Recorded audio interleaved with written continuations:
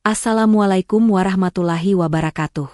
Tujuan dari cerita ini adalah untuk memberikan inspirasi dan wawasan, bukan untuk menyinggung, menilai, atau menyudutkan siapapun.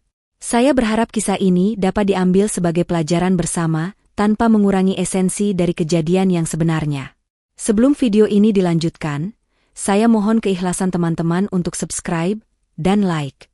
Saya doakan Anda sehat selalu, panjang umur, dan dilancarkan rezekinya. Baiklah, kita mulai saja ceritanya.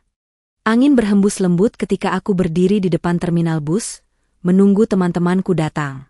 Sinar matahari pagi menyinari wajahku, tetapi di dalam hati, aku merasa ada sesuatu yang mengganjal. Bukan karena takut, melainkan karena firasat aneh yang tak bisa kujelaskan. Namaku Nadira, seorang mahasiswi berusia 22 tahun yang mencintai alam. Sejak kecil, aku terbiasa ikut ayah mendaki gunung-gunung di sekitar daerahku. Bagiku, gunung adalah tempat terbaik untuk melarikan diri dari kebisingan kota. Setiap langkah menuju puncak selalu memberi ketenangan yang sulit kucari di tempat lain. Namun, perjalanan kali ini terasa berbeda. Gunung Aruna, yang akan kami daki, adalah gunung berapi aktif yang memiliki sejarah panjang letusan dahsyat. Meski statusnya waspada, banyak pendaki tetap nekat naik karena keindahannya yang luar biasa. Pemandangan di puncaknya terkenal dengan hamparan awan yang seolah membelah dunia antara langit dan bumi. Aku sudah lama ingin mendakinya, tapi entah kenapa, hari ini aku merasa gelisah. "Hei, Nadira, ngapain bengong?" Suara Tika, sahabatku sejak SMA, membuyarkan lamunanku. Aku tersenyum tipis. "Gak apa-apa. Aku cuma entahlah, merasa aneh aja." Tika tertawa kecil. "Halah, udah biasa itu. Kita udah sering naik gunung, kan? Santai aja." Di belakangnya, Rian, ketua kelompok kami, datang dengan membawa beberapa kantong plastik berisi bekal. Bayu dan Raka juga ikut bergabung. Kami berlima telah merencanakan perjalanan ini sejak sebulan lalu. "Semua siap?" tanya Rian dengan semangat. Kami mengangguk. Dengan penuh antusiasme, kami naik ke dalam bus yang akan membawa kami ke kaki Gunung Aruna. Perjalanan dari kota menuju base camp memakan waktu sekitar 6 jam. Sepanjang perjalanan, aku berusaha mengusir kegelisahan yang menyelimuti hatiku. Aku mencoba menikmati pemandangan, mendengarkan musik, dan mengobrol dengan teman-teman. Ketika bus mulai memasuki wilayah perbukitan, pemandangan berubah drastis. Hutan hijau yang lebat membentang di kiri dan kanan, dengan jalan berkelok tajam yang membuat jantung berdegup kencang setiap kali sopir membelokkan kendaraan. "Gunung Aruna tuh unik," kata Rian, membuka percakapan. "Walaupun aktif, orang tetap nekat naik karena pemandangannya gila banget." Bayu, yang duduk di sampingnya, mengangguk. "Tapi ya, katanya dulu pernah ada letusan besar yang menelan satu desa. Sisa-sisanya masih ada di lereng timur." Aku menelan ludah. "Desa yang hilang itu masih bisa dikunjungi?" Raka menjawab, katanya, sebagian masih tertutup abu dan batu. "Ada beberapa jalur yang mengarah ke sana, tapi berbahaya." Mendengar itu, rasa tak nyaman di hatiku semakin menjadi. Tapi aku tetap diam, berusaha tidak menunjukkan kegelisahanku pada yang lain. Ketika bus akhirnya berhenti di base camp, kami turun dengan perasaan campur aduk. Udara di sini lebih dingin, dengan aroma khas tanah basah setelah hujan semalam. Di sekitar kami, beberapa pendaki lain juga bersiap-siap untuk naik. Base camp Gunung Aruna adalah bangunan sederhana dengan atap seng dan beberapa kamar kecil untuk istirahat para pendaki. Di depan bangunan itu, terdapat papan informasi tentang kondisi gunung. Mataku tertuju pada salah satu pengumuman. "Status gunung, waspada. Tetap berhati-hati." Aku menoleh ke arah Rian. "Kita yakin mau naik? Kalau statusnya waspada, bukannya agak berisiko?" Rian tersenyum. "Tenang aja, Nadira. Kalau bahaya, pasti petugas melarang pendaki. Lagian, udah banyak yang naik sebelum kita. Kita gak sendiri." Aku menghela napas, lalu akhirnya mengangguk. Mungkin aku terlalu paranoid. Setelah mengurus registrasi dan membagi perbekalan, kami bersiap untuk mendaki.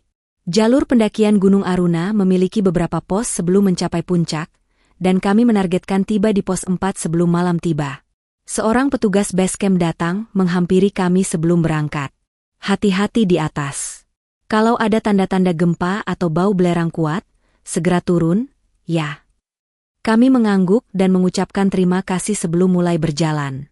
Langkah pertama menuju jalur pendakian selalu memberiku sensasi tersendiri. Perpaduan antara antusiasme, kewaspadaan, dan sedikit ketegangan. Jalur awal cukup landai, dengan pepohonan tinggi di kanan dan kiri. Suara burung berkicau terdengar samar di antara desir angin. Kami berjalan dalam formasi berurutan. Rian di depan, diikuti oleh Bayu, Raka, aku, dan Tika di belakang. Ini masih enak banget jalurnya, ujar Tika sambil mengatur napas. Aku tersenyum. Lihat aja nanti pas di atas. Pasti makin berat. Perjalanan menuju pos 2 berjalan lancar. Kami sempat beristirahat di dekat sumber mata air untuk mengisi botol minum dan menikmati suasana alam. Namun, disinilah aku mulai merasakan ada yang aneh. Saat aku menatap ke arah hutan di bawah, aku melihat beberapa burung dan monyet turun ke lereng bawah. Itu bukan pemandangan yang biasa kulihat saat mendaki. Burung-burungnya banyak yang turun. Ya, gumamku. Raka, yang duduk di sampingku, ikut memperhatikan. Ia juga, biasanya kalau ada yang turun gini, tandanya alam lagi gak stabil. Aku menoleh ke arah Rian. Kita harus waspada. Hewan-hewan biasanya lebih peka terhadap perubahan alam. Rian menghela napas. Kalau ada hal mencurigakan, kita turun, ya. Aku masih belum sepenuhnya tenang, tetapi aku berusaha tidak terlalu memikirkannya. Ketika kami mencapai pos 3, suasana mulai berubah. Hutan semakin terbuka, dan jalur mulai menanjak lebih curam. Kabut tipis menyelimuti jalur setapak, membuat suasana terasa lebih dingin. Kami mulai lebih sering berhenti untuk mengatur napas. Hujan abu tipis mulai terlihat di udara, menempel di jaket dan tas kami. Bau belerangnya makin kuat, kata Bayu. Aku mengangguk. Kalian yakin kita masih aman? Rian menatap langit. Seharusnya masih. Tapi kita gak boleh lengah. Kalau bau makin kuat dan ada gempa lagi, kita langsung turun. Kami kembali berjalan. Setiap langkah terasa semakin berat, bukan hanya karena jalurnya, tapi juga karena ketakutan yang mulai merayap di benakku. Ketika akhirnya kami mencapai pos 4, matahari hampir tenggelam. Langit berubah jingga kemerahan, menciptakan pemandangan yang luar biasa indah. Kami memutuskan untuk mendirikan tenda di sini dan beristirahat sebelum melanjutkan perjalanan ke puncak esok pagi. Saat aku duduk di depan tenda, menatap matahari terbenam, aku tidak bisa menghilangkan perasaan bahwa sesuatu akan terjadi. Tika menepuk bahuku. Nadira, kau kenapa? Aku menghela napas. Aku gak tahu, Tik. Aku cuma punya firasat buruk. Tika tertawa kecil. Mungkin kau cuma capek. Tidurlah, besok kita lihat sunrise bareng, ya? Aku tersenyum tipis. Iya, semoga besok semuanya baik-baik saja. Namun, aku tidak tahu bahwa malam itu akan mengubah segalanya. Malam semakin larut, tetapi aku masih terjaga di dalam tenda, memandangi langit berbintang melalui celah kain yang sedikit terbuka. Udara dingin menembus jaketku, membuat tubuhku sedikit menggigil. Suasana di sekitar terasa begitu sunyi, hanya terdengar suara dedaunan yang bergesekan tertiup angin. Aku ingin tidur, tetapi pikiranku terus dipenuhi oleh kegelisahan yang tidak bisa dijelaskan. Aku mencoba mendengarkan napas teman-temanku yang sudah tertidur. Tika berbaring di sampingku, sesekali bergerak dalam tidurnya. Aku bisa mendengar suara Rian yang masih berbincang pelan dengan Bayu di luar tenda. Raka mungkin sudah tertidur lebih dulu. Entah mengapa, percakapan mereka terdengar sedikit serius, meski aku tidak bisa menangkap isi pembicaraan dengan jelas. Rasa gelisah semakin menjadi ketika aku mendengar suara gemuruh samar dari kejauhan. Bukan suara yang terlalu keras, tetapi cukup untuk membuatku merinding. Aku menajamkan pendengaran, mencoba memastikan apakah itu hanya imajinasiku atau memang ada sesuatu yang sedang terjadi. Aku pun akhirnya keluar dari tenda, menghampiri Rian dan Bayu yang masih duduk menghangatkan diri di dekat lampu kecil yang mereka bawa. Kalian dengar suara itu? Tanyaku pelan. Rian menoleh ke arahku, lalu mengangguk. Aku juga mendengarnya, tapi masih samar. Bisa saja cuma suara angin di lembah, atau gempa kecil yang biasa terjadi di gunung berapi. Bayu menghembuskan napas panjang. Tapi aku juga merasa ada yang aneh. Bau belerang makin tajam. Biasanya gak sekuat ini di ketinggian segini. Aku duduk di samping mereka, memeluk lutut untuk menghalau dingin. Menurut kalian, kita harus turun sekarang. Rian menggeleng. Belum ada tanda bahaya yang jelas. Kalau besok pagi situasi tetap sama, kita langsung turun setelah lihat sunrise. Aku gak mau ambil risiko. Aku mengangguk pelan, meski hati kecilku masih ragu. Aku mendongak ke langit, memperhatikan bintang-bintang yang bertaburan dengan indahnya. Sekilas, pemandangan ini terasa begitu damai, seolah tidak ada ancaman apapun. Tapi di balik ketenangan ini, aku bisa merasakan sesuatu yang tidak beres. Setelah beberapa saat berbincang, aku akhirnya kembali ke dalam tenda dan mencoba memejamkan mata. Aku ingin tidur nyenyak, tetapi suara gemuruh samar tadi terus terngiang di telingaku. Firasat buruk itu masih ada, menghantui pikiranku. Malam semakin larut, dan udara semakin dingin. Dalam kantuk yang setengah sadar, aku merasa seperti mendengar suara langkah kaki yang tergesa-gesa di luar tenda. Aku menahan napas, mendengarkan lebih jelas. Tapi ketika aku mencoba membuka mata sepenuhnya, suara itu menghilang begitu saja, meninggalkan kesunyian yang lebih mencekam. Aku ingin menganggap itu hanya ilusi atau mungkin hanya hembusan angin yang membawa suara aneh. Namun, jauh di dalam hati, aku tahu bahwa ini bukan sekadar kecemasan biasa. Sesuatu akan terjadi. Aku bisa merasakannya. Aku terbangun dengan napas tersengal. Mimpi buruk yang tidak jelas membuatku gelisah. Aku merasa seperti berada di tengah kegelapan, dikelilingi suara gemuruh yang semakin mendekat, lalu tiba-tiba terjatuh ke dalam kehampaan. Saat aku membuka mata, suasana di luar tenda masih gelap. Aku melihat jam tanganku, pukul 4.30 pagi. Suara angin terdengar lebih kencang dari sebelumnya, menerpa tenda kami dengan kasar. Udara di luar semakin dingin, dan aku bisa mencium aroma belerang yang lebih kuat daripada tadi malam. Aku berusaha menenangkan diri, mengatakan pada diriku sendiri bahwa semuanya masih aman. Di sebelahku, Tika mulai bergerak, lalu mengerang pelan. "Ho, Nadira? Udah pagi?" gumamnya dengan suara serak. Aku menelan ludah. "Belum, tapi aku gak bisa tidur lagi." Bau belerangnya makin kuat. Tika menghirup udara, lalu meringis. "Iya, aku juga ngerasa kayak ada yang aneh." Sebelum kami sempat berbicara lebih lanjut, suara resleting tenda lain terdengar. Rian keluar lebih dulu, diikuti oleh Bayu dan Raka. Aku pun menyusul mereka. Begitu aku berdiri di luar, aku langsung merasa ada yang berbeda. Langit masih gelap, tetapi bukan kegelapan biasa. Kabut abu tipis melayang di udara, menyelimuti pemandangan di sekitar kami. Puncak gunung yang seharusnya terlihat dari sini, kini tertutup oleh awan gelap. "Aku gak suka ini," kata Raka dengan nada serius. Rian menatap sekeliling. "Kita harus siap-siap turun setelah matahari terbit. Kita gak bakal ke puncak. Ini terlalu berisiko." Aku mengangguk setuju. "Iya, aku juga merasa gak enak dari tadi malam." Bayu menghela napas panjang.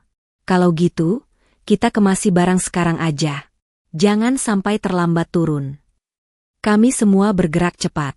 Aku masuk ke dalam tenda dan mulai merapikan barang-barang. Tika, yang biasanya santai, kini ikut terburu-buru. Aku bisa melihat ekspresi tegang di wajahnya.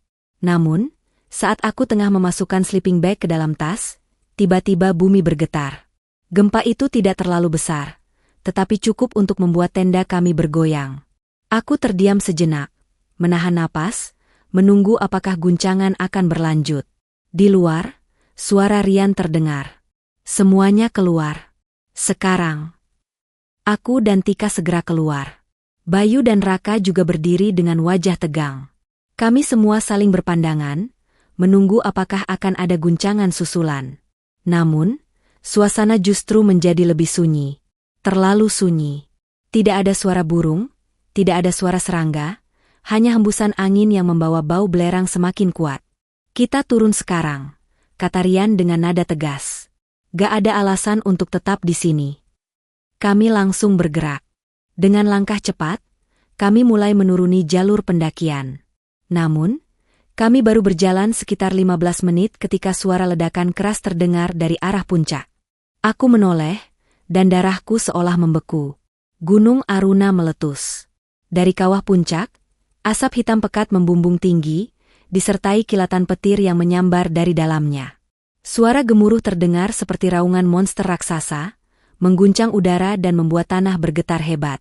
"Lari!" teriak Rian. Tanpa berpikir dua kali, kami berlari sekuat tenaga. Kakiku terasa berat, tetapi adrenalin membuatku terus melangkah.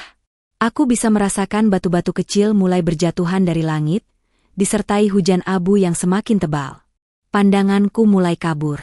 Mataku perih karena abu, dan napasku terasa berat. Aku berusaha menutupi hidung dengan buff, tetapi debu tetap masuk ke tenggorokanku, membuatku batuk keras. Tika berlari di sebelahku, wajahnya dipenuhi ketakutan. "Nadira, kita harus cari tempat berlindung." Aku tahu. Tapi di mana? Di depan kami, Rian berusaha mencari jalur terbaik. "Tetap di jalur utama. Jangan berpencar."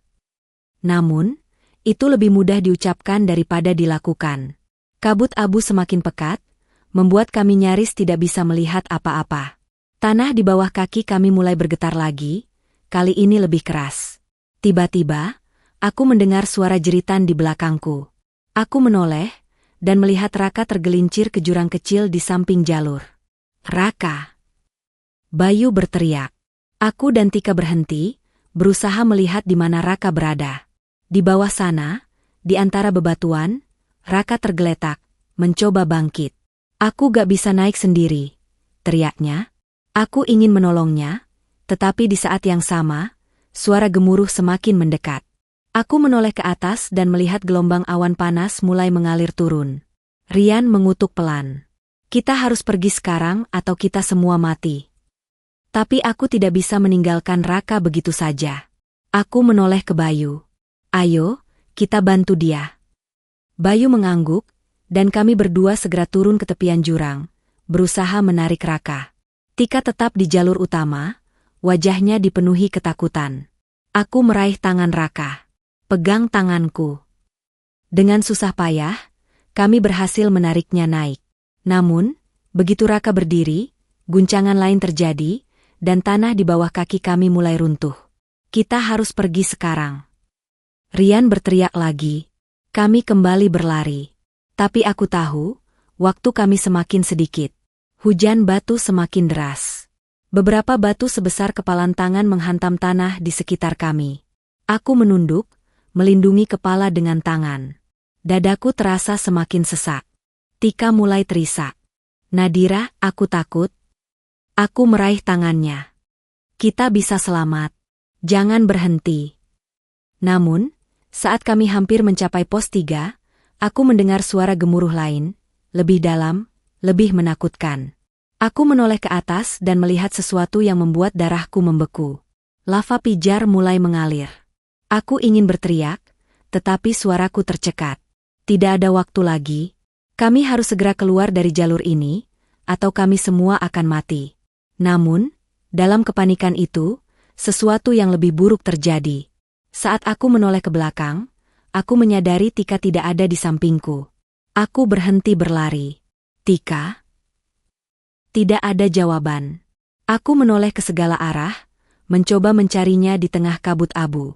Dan saat itulah aku melihatnya, Tika tersandung dan terjatuh beberapa meter di belakang. "Tika!" Aku berlari ke arahnya, tetapi sebelum aku bisa menjangkaunya, suara gemuruh lain terdengar. Aku menoleh ke atas, dan melihat longsoran batu besar meluncur turun ke arahnya. "Tika!" Semuanya terasa berjalan dalam gerakan lambat. Aku melihat Tika menoleh ke arahku, matanya dipenuhi ketakutan. Dan dalam sekejap, dia tertelan oleh debu dan batu yang jatuh dari atas. Aku berusaha berlari mendekat, tetapi Rian menarik lenganku. "Nadira, kita harus pergi." Aku memberontak, mencoba melepaskan diri. "Tika masih di sana. Tidak ada waktu. Kalau kamu tetap di sini, kamu juga akan mati. Aku ingin melawan, tetapi kakiku terasa lemas. Air mataku mengalir, bercampur dengan debu yang menempel di wajahku. Dan dengan sisa tenaga yang kupunya, aku kembali berlari. Meninggalkan sahabatku di balik kabut kematian. Aku terus berlari, meski kakiku terasa lemas dan dadaku sesak oleh tangis yang kutahan. Pikiran tentang Tika menghantamku seperti gelombang besar yang tak terbendung. Aku ingin berhenti, ingin kembali, ingin memastikan bahwa dia masih ada, bahwa dia masih bisa kuselamatkan. Tapi suara gemuruh di belakangku terus mengingatkan bahwa setiap detik yang kuhabiskan dalam keraguan adalah langkah menuju kematian. Jangan berhenti. Rian menarik lenganku dengan kasar. Aku tahu ini sulit. Tapi kita gak bisa nolong siapa-siapa kalau kita sendiri mati. Aku menggigit bibir, menahan isak tangis yang mengancam pecah. Bayu dan Raka juga berlari tanpa menoleh ke belakang.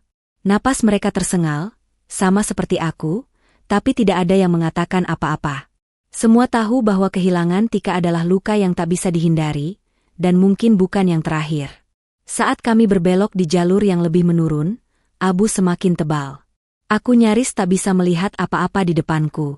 Udara di sekitarku semakin panas, membuat kulitku terasa perih.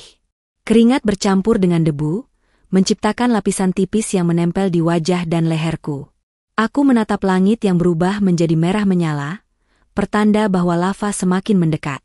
Aku merasa seperti berada di tengah neraka, dikelilingi panas yang membakar dan suara gemuruh yang menelan semua keberanian yang kumiliki. Kita hampir sampai ke pos 2. Teriak Bayu. Kalau kita bisa sampai sana, kita mungkin bisa cari perlindungan.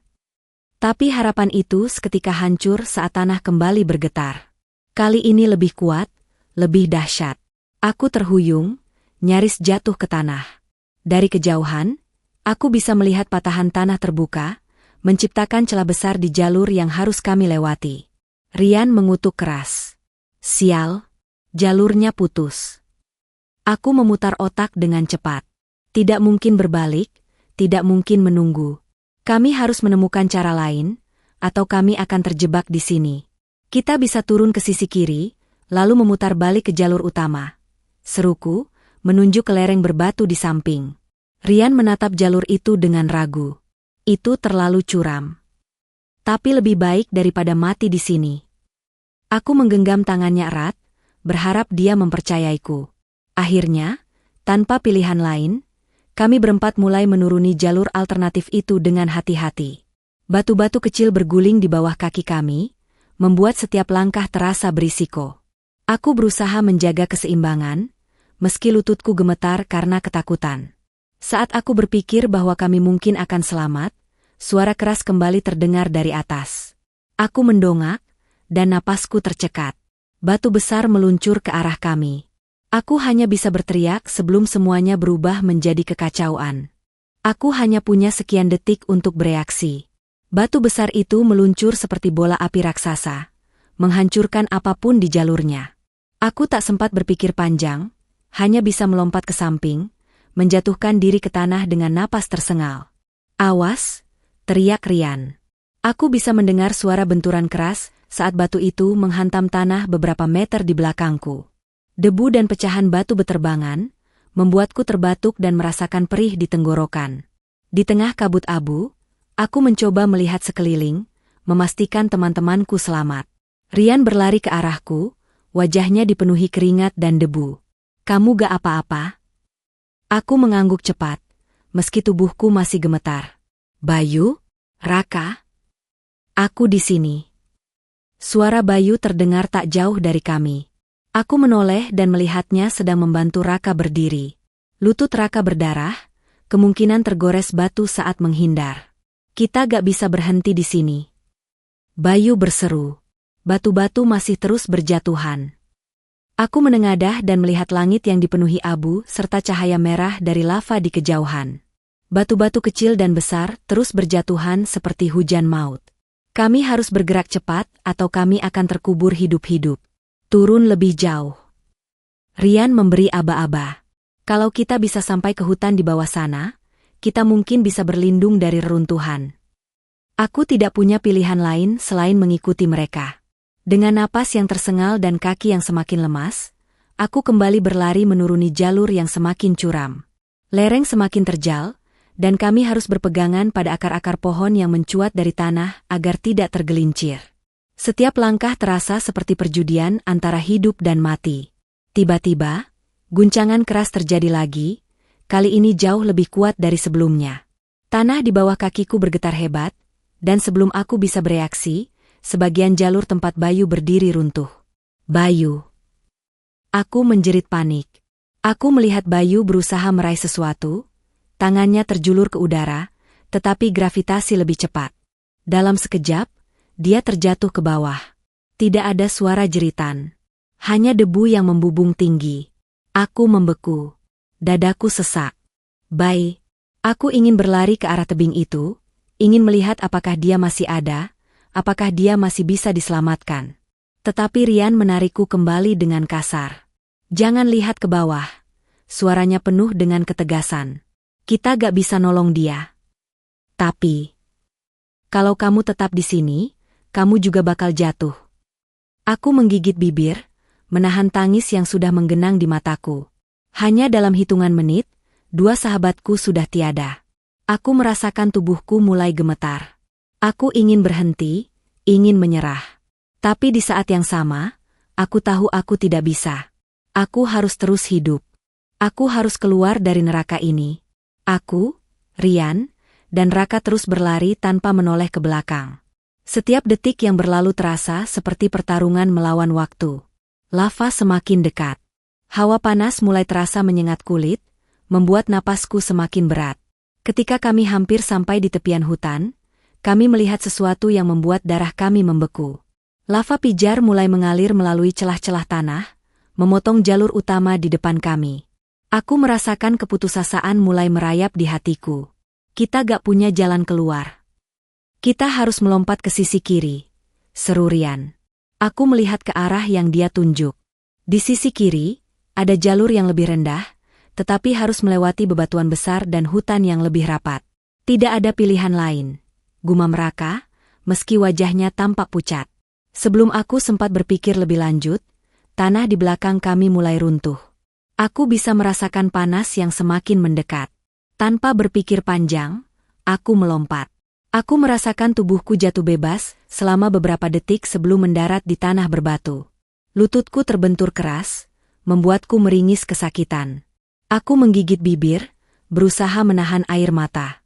Rian dan Raka juga berhasil melompat, meski keduanya tampak kelelahan. Kita harus terus jalan. Suara Rian terdengar lemah, tetapi masih penuh dengan tekad. Jangan berhenti. Kami pun terus bergerak. Aku bisa merasakan tubuhku semakin lemah, tetapi aku menolak untuk menyerah. Aku harus selamat. Setelah berjam-jam berjuang, akhirnya kami melihat sesuatu yang membuat hati kami sedikit lega, jalan setapak yang menuju ke desa di kaki gunung. Aku hampir menangis lega. Kita berhasil. Namun, sebelum aku bisa benar-benar merasa aman, aku mendengar suara reruntuhan besar di belakang kami. Aku menoleh dan melihat gelombang awan panas terakhir meluncur turun dengan kecepatan mengerikan. Aku tahu bahwa kami tidak akan bisa lari dari ini. Masuk ke sungai. Rian berteriak sambil menunjuk ke arah aliran air kecil di dekat jalan setapak. Aku tahu dia benar. Kami tidak bisa berlari lebih jauh. Awan panas akan menyapu segalanya dalam hitungan detik.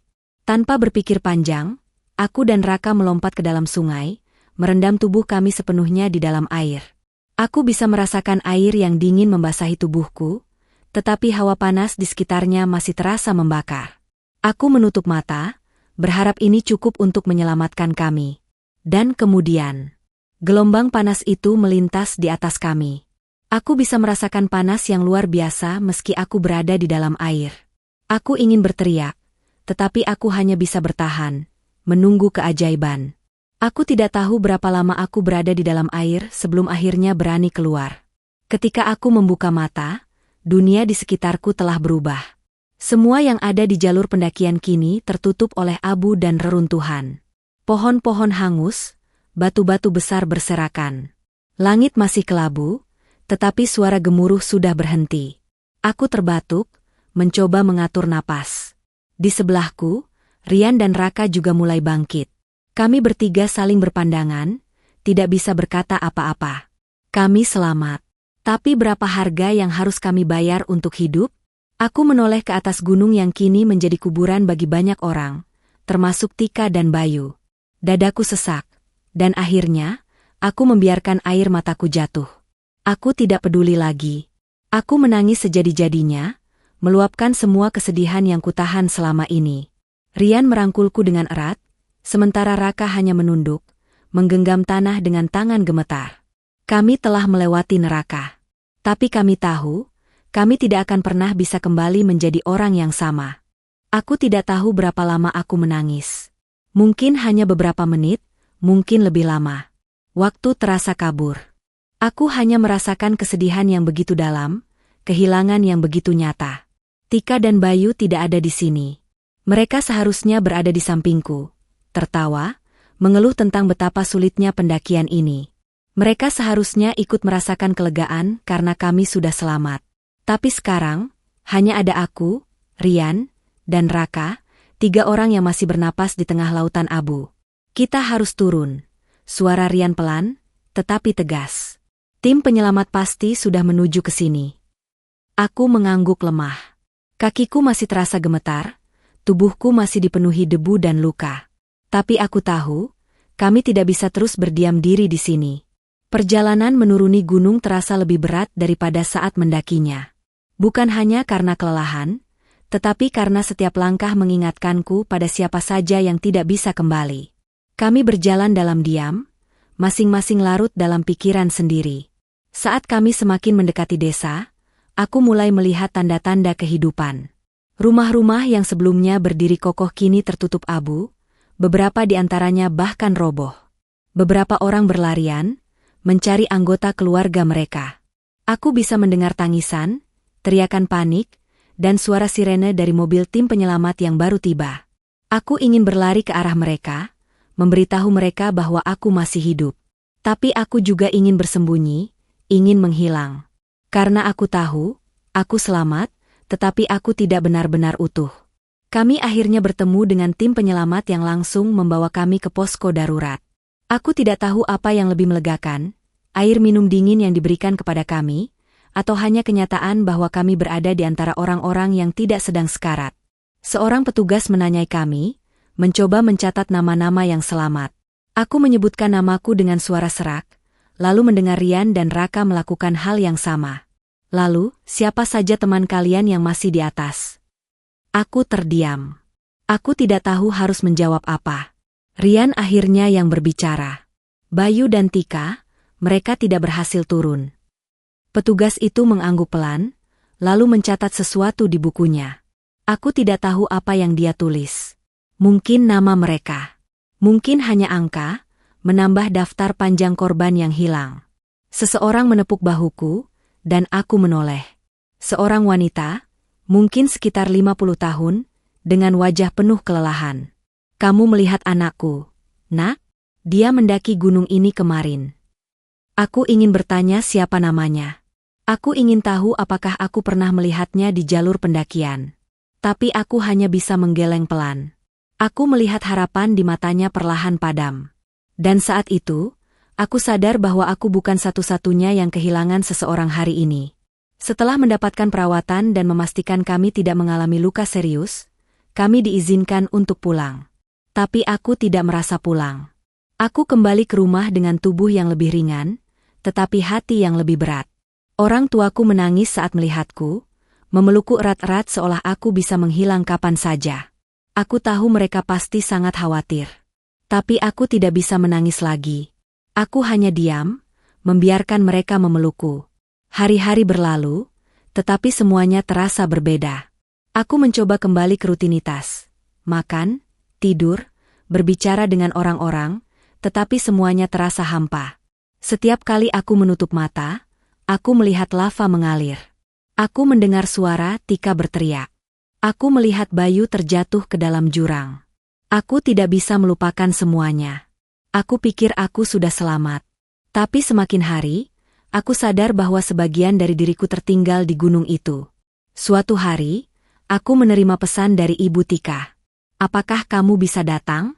Aku ingin mendengar ceritanya darimu. Aku tahu aku tidak bisa menghindarinya selamanya. Jadi aku pergi. Ketika aku sampai di rumahnya, dia menyambutku dengan senyum lemah. Aku melihat ke sekeliling, foto-foto Tika masih terpajang di dinding.